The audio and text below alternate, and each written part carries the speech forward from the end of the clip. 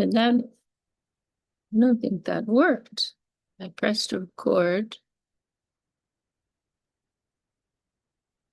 Mm. Oh, it says we are recording, but I didn't hear it.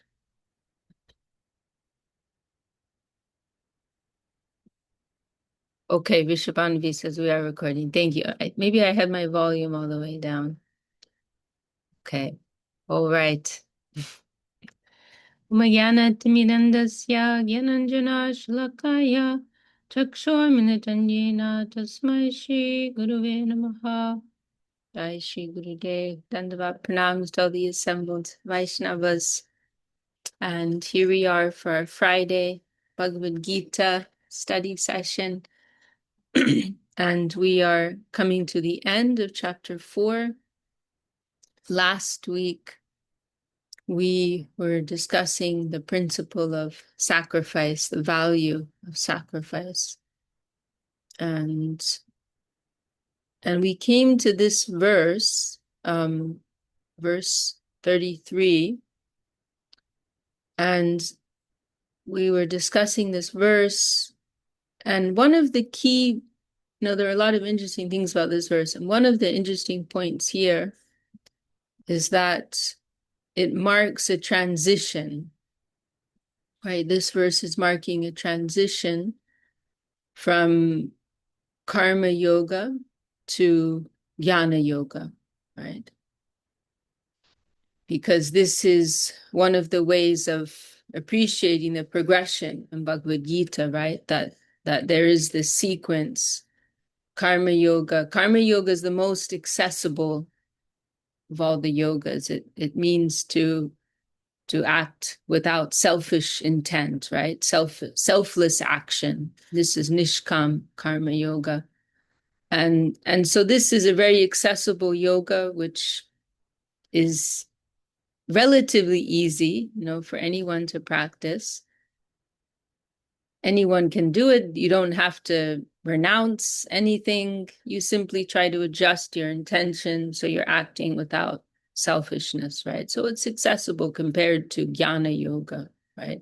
Which has more emphasis on renunciation, austerity, and so on. But then the idea is that through this practice of karma yoga, there's purification of the heart and mind that will take place.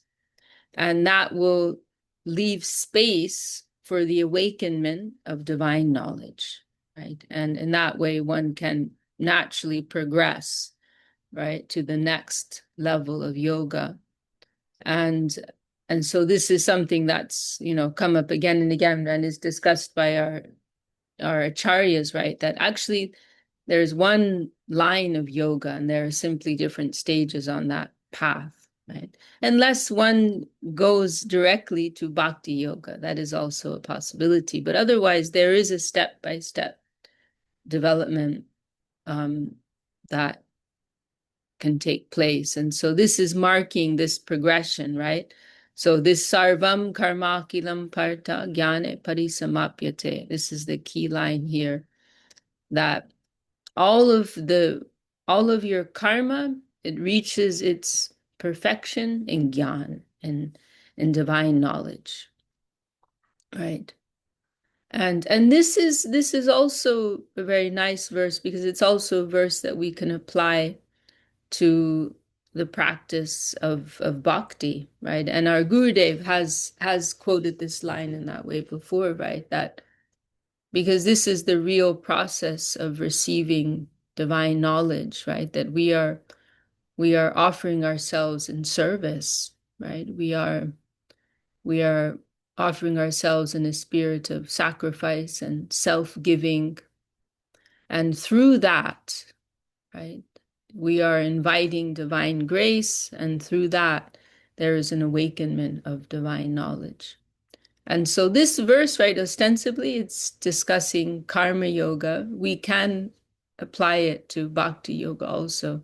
And many of the principles of karma yoga, right, we've discussed before, they're highly transferable to bhakti. And so this is one example. So this is the real principle of bhakti, of Vaishnavism, right? That we don't overly emphasize the importance of gyan and developing dry knowledge. In fact, we've been given many warnings, right? Srila Sridhar Maharshi, he warns about this. Our Gurudev Srila Govinda Maharsh warns about this, that an isolated focus on the cultivation of knowledge can be very harmful, right, for our devotional progress. But what is really necessary and helpful for us is developing the spirit of Sharanagati. And through that, whatever knowledge comes to us will be real, right? Otherwise, we can cultivate a dry understanding with our brain and our intellect. But it is like that example that Saraswati Thakur gives, right, of the bee on the jar of honey, right? It is looking at the honey, can describe the honey very well, but it cannot taste the honey, right? So the intellect is like that.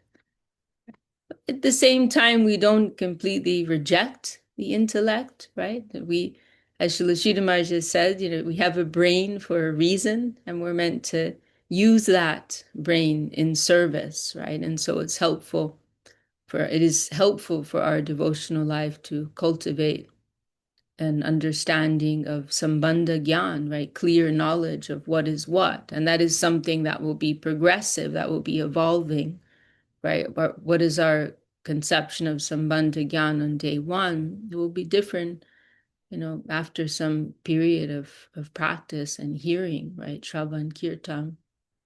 So it is necessary, right? It is helpful for us to develop our knowledge and understanding. It will make our faith more firm, right? This is mentioned in Chaitanya Charitamrita. So we don't neglect the cultivation of knowledge, but we understand that devotion is higher, and ultimately knowledge is to be seen as a servant of devotion, right? And so the real focus is on the spirit of self-giving, service, sacrifice. And through that, there will be a natural awakenment of divine knowledge. And our Gurudev, Srila Govinda Maharaj, used to say that a lot. I'm sure all of you have heard that, right? It will reveal in your heart. It will reveal in your heart. That was something that he used to say. And it's interesting, because actually in the Vedic culture, this was always something very ingrained, right? And it wasn't, I was actually listening to one talk of our Gurudevs the other day, and he was speaking about this point, and it wasn't only in the practice of in the cultivation of spiritual knowledge or devotional knowledge, but it was just like an understood thing in the cultivation of any type of knowledge, that first you go and surrender to your teacher, and you're not just studying under them, but you're serving them, right? Our Gurudev was mentioning one example. Oh, that's right. He was discussing Jyotish, right? The art of Jyotish, right? Which we generally translate as astrology, but it's not limited to that. It's actually a whole science of understanding a person, their past, present, future, and involves face reading, palm reading, and so on. And there was a certain point when Srila Sridhar Maharaj actually told our Gurudev, no, you should, because you have to take the role of an acharya, you need to have different types of knowledge, right? And so he encouraged our Gurudev to study that a little. So our Gurudev was trying to find a teacher. But he was saying, but actually, really to learn properly, you have to go and stay with that master for, he mentioned like 4 or 5 years, something like that. Like this is the tradition in the Vedic system. For gaining any type of knowledge, you go and stay with that master, you serve them for several years. And then the idea is, you're pleasing them, you're serving them in a practical way. And then there's this natural exchange that they want to share their wealth of knowledge with you, right? So this has always been something ingrained in the Vedic culture in the style of transmission of knowledge.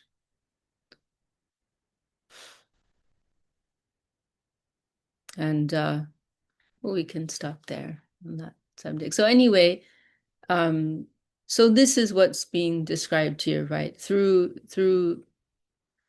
sacrifice, then knowledge will be awakened within the heart. So then that brings us to verse 34. And I'm actually just seeing now for the first time, how key it is, right, that these two verses are right next to each other. Because this is a very famous verse.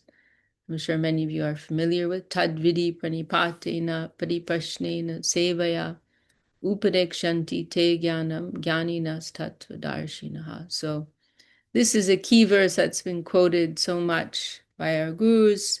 In Sri Guru and His Grace, Srila Sridhar Maharaj discusses this verse and other places.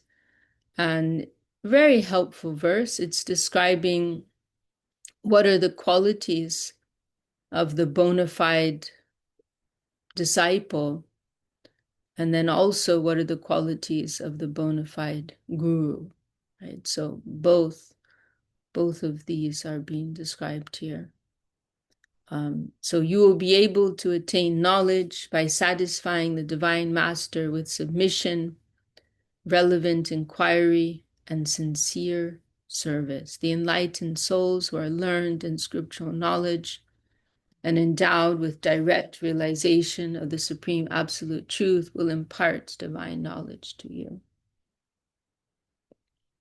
So here we see three qualities of the disciple, pranipatena. This pranipatena, I believe, literally means something like falling at the feet, right? There's some literal meaning like that. And so it indicates this mood of surrender, so humble submission, right? That you are ready to, and Srila Sridhar Maharaj gives a beautiful explanation of this in Sri Guru and His Grace, that, you are ready to leave behind everything, all the knowledge and the lens, way of seeing things that you have acquired from the world in your previous experience. You're ready to leave that aside. You're falling at the feet of Sri Guru. And I'm inviting your higher vision, your higher lens, right? Shastra Chakshu, the eye of scripture. I want to see with that lens, right? And so Arjuna, he gives a beautiful example of this right at the beginning of Bhagavad Gita, right? That there's that verse, Shikshaste hamsadi twamam prapanam, right? I'm your surrendered disciple, please instruct me, right? Arjuna first he's crying, he's throwing his weapons down, he's saying, oh, Arjuna, I'm feeling so disturbed and bewildered. How can I engage in this terrible action of fighting against my relatives and so on? How can I do this? And he's venting his bewilderment and pain. But then at the end of that, Krishna hears him out. But then at the end of that, Arjuna turns to Krishna. He says, but Krishna, I'm surrendering to you. I'm recognizing that my view of the environment is inferior, right? Is limited. It is limited. But you have a higher view of the environment. So I'm recognizing that, Krishna. I'm recognizing my own limitation. And even though I'm feeling this is my own feeling right now, I know that it's based on a limited calculation about the nature of the environment and myself. So Krishna, I'm turning to you. You please tell me. You please tell me, Krishna, what is the proper view? What is the proper vision in this situation? I'm surrendered to you. I'm your disciple, he says. I'm ready to follow whatever you instruct me. You please tell me what is what, right? So that is pranipatena. Arjuna is the prime example illustrating this mood of pranipatena. Because without that, there cannot be any real progress. It will be superficial, right? So this word is, humility is also included here. Well, right, remember Sharanagati has its 6 limbs, right? 6 aspects of Sharanagati. So humility is one of those aspects. So humility, surrender, and rejection of the unfavorable, right? Anukulyasya sankalpa pratikuli vivarjana. So I'm also ready to leave behind whatever is not helpful in the cultivation of spiritual vision. That's also all being included here in this pranipatena. And anukulya, and I'm ready to accept, to embrace that which is favorable, right? So this is the mood with which we want to approach the teachings of Sri Guru, right? And then we can imbibe the greatest benefit with that type of approach. Otherwise, if we're approaching in a half-hearted way, we're going to get a half-hearted response, right? We have to give our whole self, right? Srila Sridhar Maharaj, he says, there is Atma Nivedan, right? When we're discussing these 6 limbs of Sharanagati, normally we use this word Atma Nivedan, right? Which means self-giving. But then there's also Atma Nikshepa, right? This is a stronger word, Srila Sridhar Maharaj says it. This Atma Nikshepa means he defines it as desperately throwing oneself at the infinite. How beautiful. Desperately throwing oneself at the infinite. That is Srila Sridhar Maharaj's special interpretation of that phrase. So if we can do that, we will get that type of response. If we are giving our whole self, Krishna will give his whole self. We want to try to develop that kind of spirit of surrender. And that, right, stane stito, right? That's in any position. Doesn't mean that you're living as a sannyasi or you're living in a temple or whatever it is, in whatever situation we are in, we can try to do that, right? We can try to desperately throw ourselves at the infinite. And every day in our daily lives, right, we're getting reminders of how limited we are, right? And they can all help us in our cultivation of Sharanagati, that, oh, what a helpless being I am. Oh, my best hope, my highest need is to throw myself at the feet of Guru and Gauranga. And please accept me. Please adjust me. Please put me on the path that I meant to be on. Please guide me. Let me be at your disposal. This is pranipati. And then the next qualification mentioned here, pariprashnena, right? Prashna, the word prashna means a question or inquiry here, this prashna. And then this padi, this is a prefix. And so it's indicating, here it's being put as relevant, right? And so it's indicating like good, it's a it's a positive prefix, right? That it is an appropriate question. They're good questions, right? And so that means not questions, if there are good questions, it also means there are bad questions, right?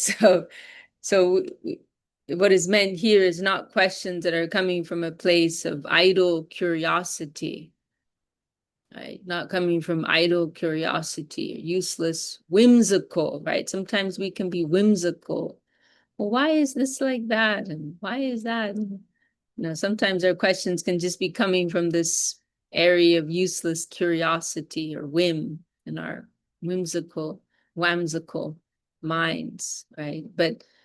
But sincere, earnest, relevant questions that will really help our faith, right? Questions that are really relevant to our genuine struggle, our authentic struggle in Krishna consciousness. And what a privilege that is, actually, to be able to struggle in Krishna consciousness. We have to struggle in this world anyway, right? We may as well struggle for something meaningful. So how can we overcome this or that, right? It may also be to strengthen our faith, right? To have a deeper understanding of some concept, to make our own faith stronger. If we have some doubt, right? Sometimes there's a tendency for us to suppress our doubts, right? We suppress our doubts. I think there's a type of cultural conditioning that exists in some parts of the world where there's a fear of asking questions because, you're not supposed to do that. You're just meant to follow and believe and do what everybody says, right? There's a kind of conditioning around that I've come across. But no, if we have some doubt, we should bring it to the surface and purge it out, with the help of the proper agent, right? Otherwise, these things can kind of fester within us. And then one day they may come to the surface and we just decide, oh, I don't really believe this, right? Doesn't really make sense. No, if you have some doubt, face it, face it. And then we also may ask questions for the sake of preaching, right? If we have to explain certain things to the public, or we are preempting what others may ask, then we may ask the qualified person, for the answer on that, right? Because we understand these are the types of questions people might ask. I don't feel I have the proper answer. And so you please help me, right? We can approach the appropriate person with these types of questions. So sincere, earnest, relevant, necessary questions. These are helpful, right? This is why we are approaching the guru and higher agent. And then ultimately, sevaya. It's so perfect, isn't it? So wonderful. Bhagavad Gita, every word, right? There's so much here, so rich. Our Gurudev has mentioned that, right? Like, and what we are receiving from our teachers and from the scripture, one word is infinite. Right? We can spend so much time just appreciating one word, one syllable. So sevaya, right? Service. So what is the ultimate purpose of all of these things? Sevaya, right? Why are we ultimately approaching Guru? Why are we surrendering? Why are we trying to develop our understanding? Because we want to serve. We want to become healthy, wholesome, contributing agents to the absolute reality, to reality the beautiful, right? This is very key, right? That this is the whole revolution of consciousness that we are undergoing or attempting to undergo, right? That we are reconceiving ourselves not as takers, but as givers, right? Not that the universe is dancing around me, but I want to join the dance around that higher center, right? So I want to offer myself to that higher reality. I don't want to make that higher reality a tool for my own gain, right? And this is something that these the tendencies for exploitation, they may be very subtle within us, right? That we've been in this state since time immemorial. So there may be things within us which we're not even aware, and so it takes time. It is a process.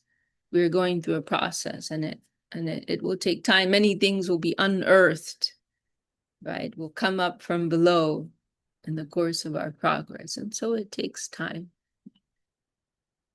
But sevaya, service, this is the most helpful thing within us. this spirit, right? Because that upper world, it's all based on that, right? That is the very foundation. And in the highest plane, Goloka Vrindavan, Krishna's intimate servitors, they are, because this spirit is so deeply fixed in them, they are completely free, right? The more we have the mood of service, the more free we become. It's an interesting thing, isn't it? Because with our polluted understanding, we think it's just the opposite, right? That if I'm a servant, I'm a slave. But actually, that is not the case. It is just the opposite. If we have that mood of service at the core of our being and the fabric of our being, we actually become the most free persons. Because, you know, why? Because it means that we're fully trusted. We can be fully trusted. We're not going to move around taking things for ourselves, right?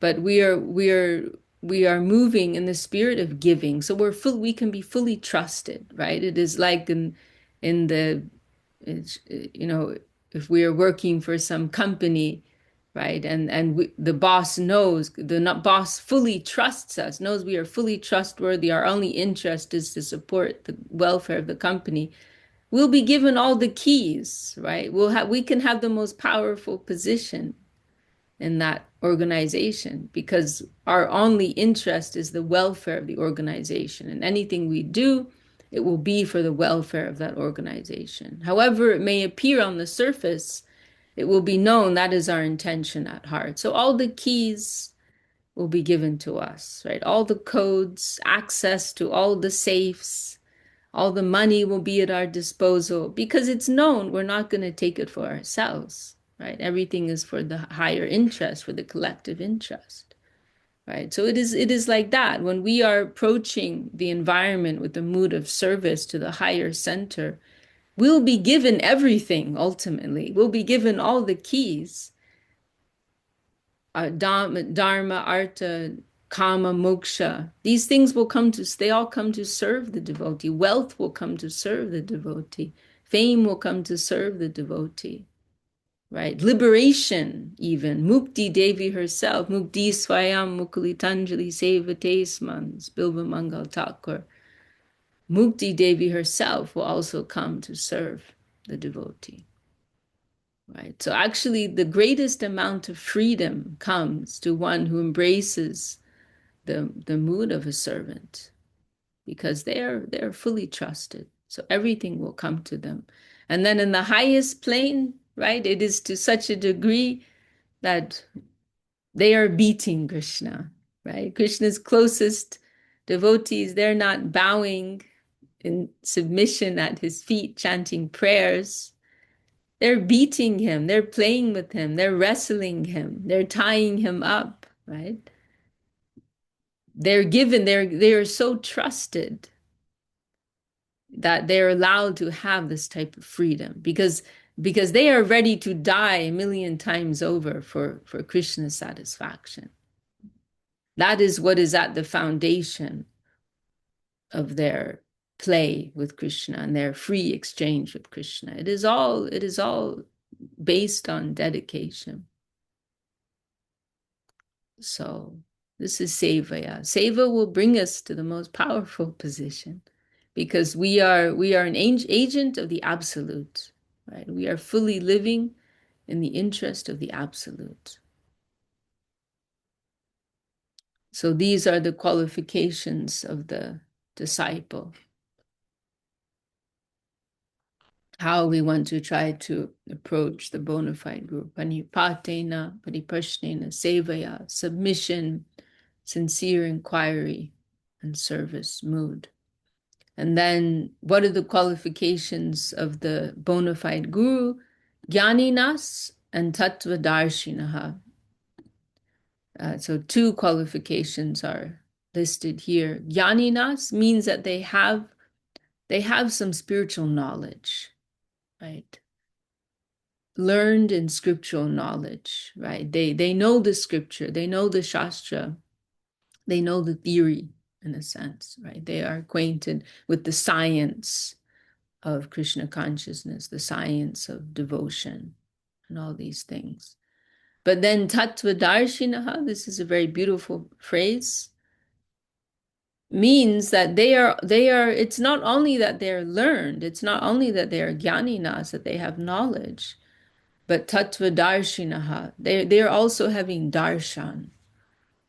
They're also having some actual view of that higher thing that we are approaching. It's not just theoretical knowledge, but it's practical, experienced, realized knowledge, right? They're having darshan of that higher entity. They're having some actual touch, some actual feeling, connection, vision of that divine plane, right? Because otherwise, if it's only theory, then that may get us into trouble, right? Because the theory, knowing how to appropriately apply how and when to appropriately apply, that takes someone with real experience, right, to do expertly. The book can take you so far, right? But at a certain point, you need an expert, right? And someone who's actually feeling that divine substance, seeing that divine substance, and can actually give it to you also. They need to have that connection if they're going to be able to give it to you to you also, sorry. So these are the qualifications of the bona fide guru and the bona fide disciple. So a very key verse of Bhagavad Gita.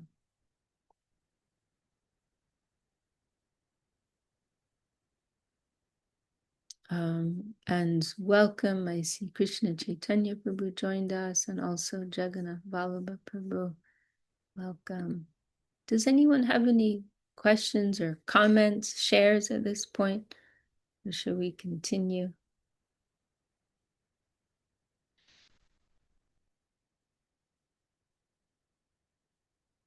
Okay. So then verse 35, O Pandava.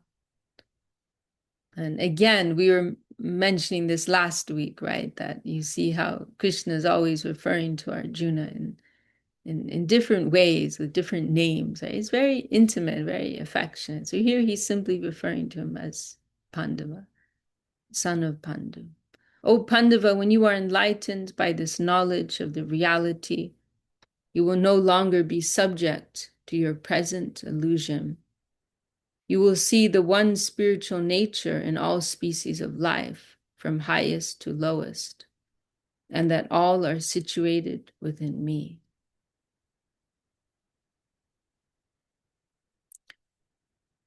Even if you are the most sinful of all sinners, you will cross the ocean of sins by the boat of knowledge.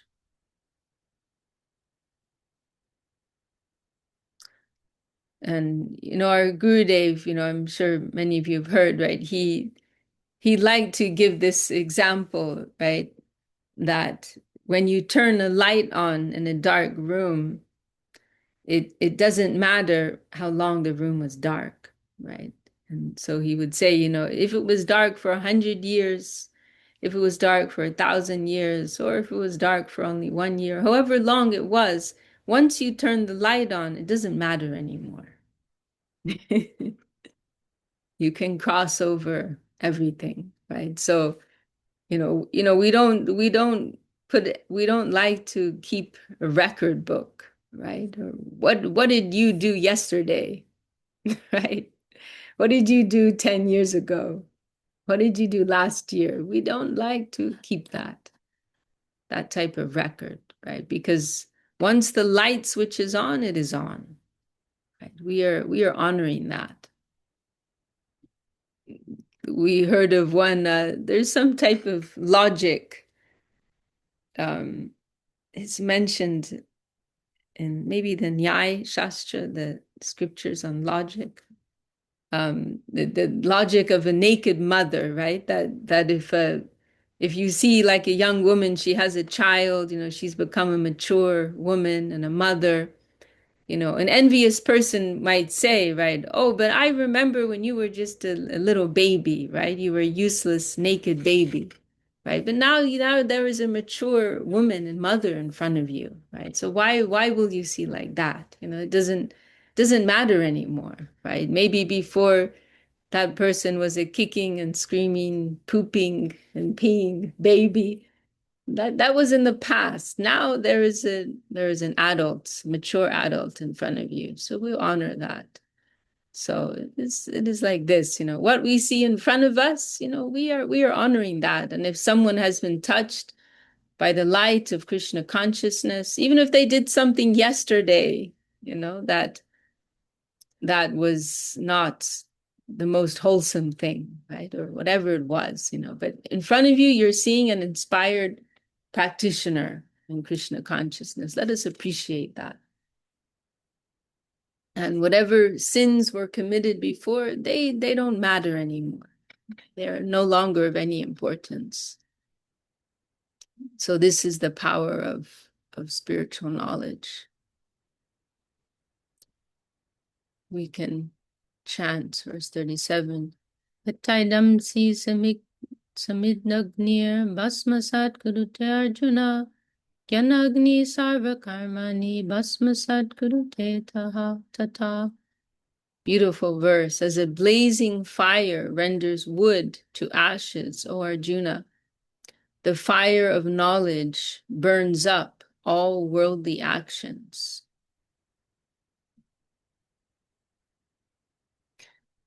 Nahi jnanena sadrisham pravichrami avidyate tatsayam yoga samseda kalenatmani vindati. In this world, there is nothing as pure as knowledge. Eventually, a person who has achieved perfection in the yoga of selfless action naturally realizes this knowledge within his heart.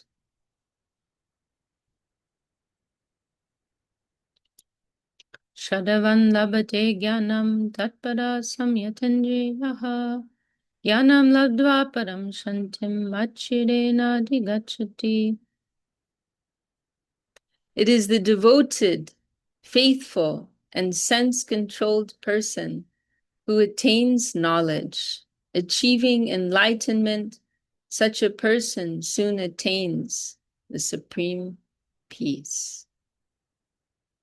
Nice to see you, Jagannath Vallabha Prabhu, Colombia. Dandavad. Dandavad. It is the devoted, faithful, and sense-controlled person who attains knowledge. Achieving enlightenment, such a person soon attains the supreme peace. Agyascha shraddhadanascha samshayatma vinashyati nayam lokosti naparo nasukam samshayatmanaha. The ignorant, faithless, and doubting person is doomed to misfortune. For the doubting soul, there can be happiness neither in this life nor the next. So samshayatma vinashyati. Srila Sridhar Maharaj, we hear him quote this phrase in one place. Samshayatma vinashyati. Doubt is not helpful, right? Doubt is not helpful. To be stuck, right, in this position of doubt, right, it can lead to a type of paralysis, right? Too much analysis can lead to paralysis, right? We've heard this phrase. We need to move forward, right? Of course, there's healthy introspection, right, and questioning and all these things, but sometimes there can be a tendency to just be stuck, like in this cycle of doubt, right, and uncertainty and questioning and what do I do? It can be this kind of never-ending cycle. I have seen this. I've witnessed this. It is a sad thing, and no doubt I've experienced something of it myself. And it doesn't take you anywhere, right? And think about it like if you're on the battlefield, because in a sense, we're all on the battlefield, just as Arjuna is. We're all in our own battlefields, right? And that ultimately means the battle within, right? The conquering over our own self. So think if you're on a battlefield, you need to keep going, right? Because what can happen is that we're afraid of doing the wrong thing, right? Sometimes we have to make decisions and we are afraid of making the wrong decision. And so we go in this loop of fear of not wanting to make the wrong decision. But we're losing our time, right? We're not going to get anywhere, and we can get into trouble in that time that we're wasting. Just like on the battle, right? It's a very dynamic place to be, right? There's a war that's being waged. And then let's say you make one mistake, you do the wrong thing. Then what are you going to do? Are you going to sit down and cry on the battlefield? Oh no, I did it wrong. Now what am I going to do? You're going to get killed, right? You're going to get shot. You need to keep moving, right? So proactive, right? Progressive and proactive. This is helpful. We don't need to sit and cry and lament because we did something wrong and we don't know what to do next. No, go forward, right? Recognize you made a mistake, you did something wrong. But now what's your next move? What are you going to do about it? Go forward, right? But to sit and question and lament and cry, and sometimes we can even get in this space of like indulging our sorrow, right? Because there can be a type of enjoyment that also comes, like wallowing, right? Wallowing in our sorrow. There is a type of enjoyment that can come from that, right? Oh, everything is so bad and I'm so bad. And actually we can find enjoyment in almost any situation. That is the strange nature of the mind, right? We even hear there's that one phrase, right, which I don't remember now, but like how, prisoners can become attached to those who imprisons them. The mind makes strange attachments. So the mind can also become attached to this mood of wallowing in self-pity and misery and doubt, right? But samshayatma vinashyati, you will be destroyed, right? The translation here is a little weak because vinashyati, ruined. In the word for word, it is more accurate. Ruined. It's a very strong word. Vinashyati means like destroyed or ruined. You will be ruined. So no need to lament, right? No need to be hopeless, but move forward. One of my all-time favorite quotes, it is in Loving Search for the Lost Servants. And Srila Sridhar Maharaj, he says, if we examine ourselves, we will cry. Right? We will cry. If we really look at ourselves, honestly look in the mirror, right? If we have the courage to honestly look ourselves in the mirror, says, we will cry, right? Oh, what have I done? How have I spent my days? Right? What am I doing with my time? What kind of friends do I have around me? Right? All these things. And then Srila Sridhar Maharaj says, so read and cry, do or die. Progress in the right way, or you are inviting your own death. He says like that, very strong. Yes, you can read and look at yourself and cry, but don't get stuck on that. Do or die. Move forward. Act in the living present. Move forward. Make progress from that point. Be proactive. Capitalize on your mistakes. Capitalize on your losses and move forward. Learn from your mistakes and move forward. So this is a very helpful teaching of Bhagavad Gita.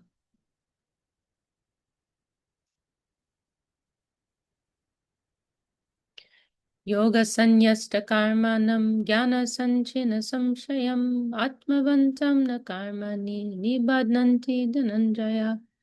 O Dhananjaya, renouncing all worldly actions by following the path of selfless action.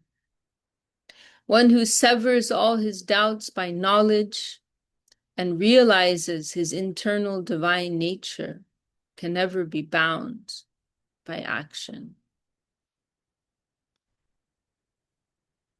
Renouncing all worldly actions by following the path of selfless action, one who severs all his doubts by knowledge and realizes his internal divine nature can never be bound by action.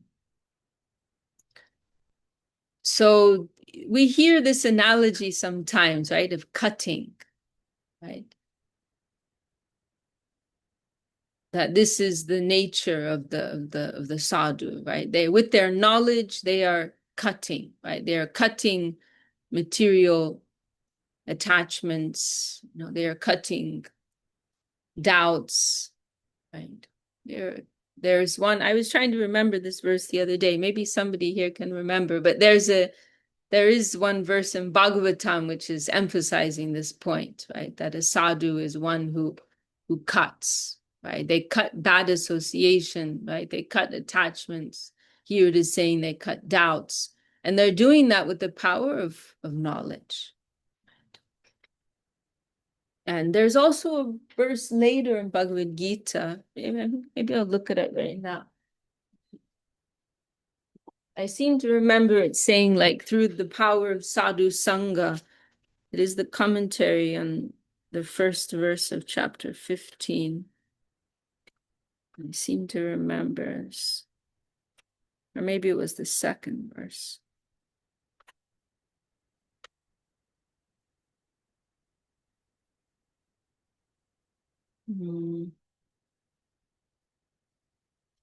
Where is it? Here it is, verses 3 and 4 of the 15th chapter.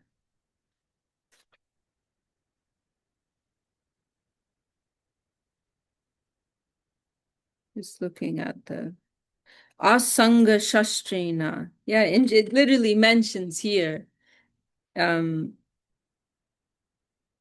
the axe, because Shastra means weapon, right? This is another word, Shastra, not the scripture, but or Astra, sorry, right? Astra is normally what we hear. Astra means weapon, but here it's put Shastrena.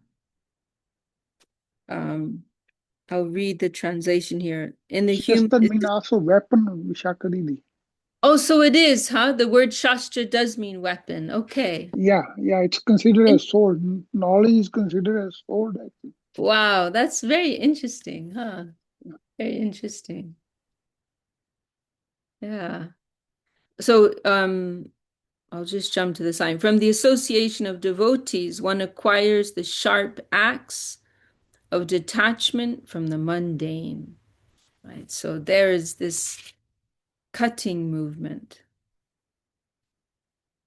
And we can also put this in with pratikulya vivarjana, right? Rejection of the unfavorable. This is also a practice of Sharanagati, to cut out, to remove, right?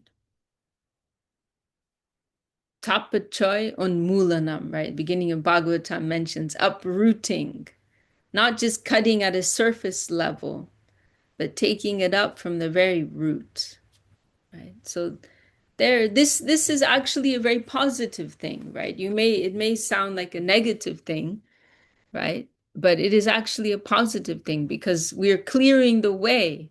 We're going towards the light, but we have to clear the path. So we have to remove all the things that are obstructing that higher connection and advancement. So it is a supremely positive thing to do, right? When you're cleaning your house, right, you're throwing things away. There's joy that comes from that, right? Clearing out the garbage, clearing out what is useless, clearing out the junk. It's actually a supremely positive thing to do, right? And so this must be a part of a dynamic spiritual life, right? That we're not only we're not only cultivating the positive, but there must also be an aspect of clearing the negative. Then we can all the better embrace the positive.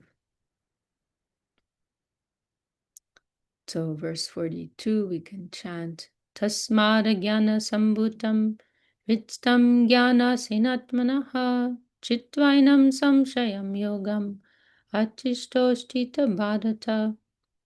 Therefore, O Bharat, with the sword of knowledge, slash to shreds all these doubts in your heart, which are born of ignorance. Take refuge in selfless action and arise for battle. What a beautiful, rousing statement from Sri Krishna. O Bharat, with the sword of knowledge, slash to shreds all these doubts in your heart, which are born of ignorance. Take refuge in selfless action and arise for battle. So we can do some cleansing of our consciousness, right? In this way, right? That whatever's floating around in our consciousness, we can hold it up to the light. Is this coming from a place of real knowledge and real truth? Right? And if not, we can clear it. We can cut it away. It is born of ignorance. This phrase is so nice. Atistotishta.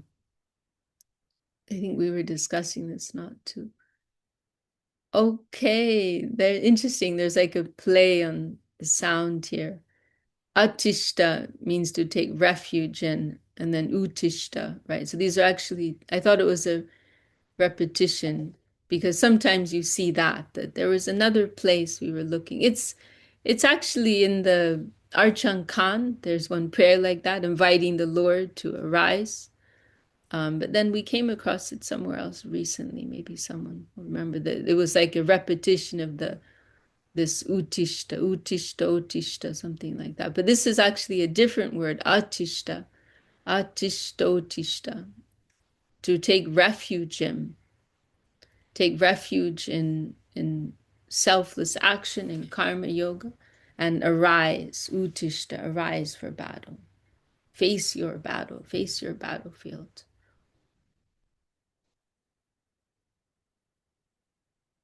Very rousing and encouraging positive expression from Sri Krishna.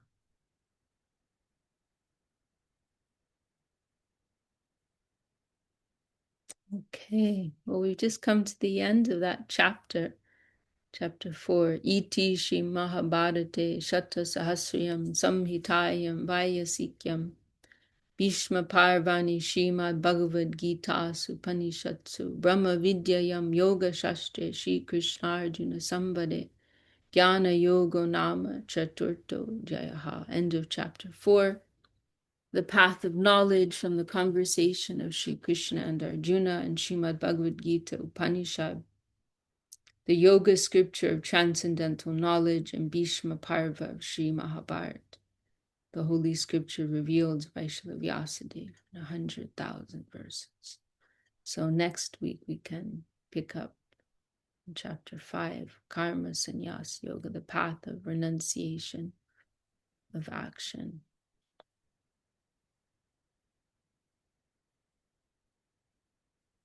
All right. Well, so happy we could go through that together.